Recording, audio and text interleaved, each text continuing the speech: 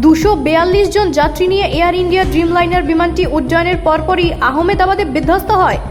আজ বিকেলে আহমেদাবাদ বিমানবন্দর থেকে 242 জন যাত্রী নিয়ে এয়ার ইন্ডিয়ার একটি বোয়িং 787 ড্রিমলাইনার বিমানটি উড্ডয়নের পরপরই বিধ্বস্ত হয়। এটি ভারতের ইতিহাসে সবচেয়ে ভয়াবহ বিমান দুর্ঘটনাগুলির মধ্যে একটি।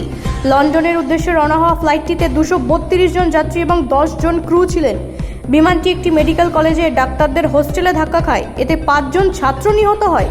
দুর্ঘটনাস্থল থেকে পাওয়া ছবি থেকে দেখা যায় যে হোস্টেলের একটি ডাইনিং হলের দেওয়াল ভেদ করে ধ্বংসাবশেষ ছড়িয়ে পড়েছে।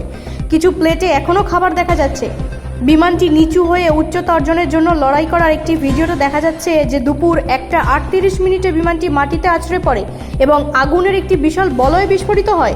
লন্ডনের দিকে অনেক দূরে উড়ে যাওয়ার পর এটি জ্বালানিতে ভরে গিয়েছিল। উড্ডয়নের কিছুক্ষণ পরেই পাইলট মে ডে কল পাঠান। এরপর এয়ার ট্রাফিক কন্ট্রোলারের বারবার কলের কোনো সাড়া পাওয়া যায়নি। রিপোর্ট অনুসারে হতাহতের বিষয়ে এখনও কোনো আনুষ্ঠানিক নিশ্চিতকরণ নেই। ব্যুরো রিপোর্ট, রাষ্ট্রীয় প্রসার বাংলা।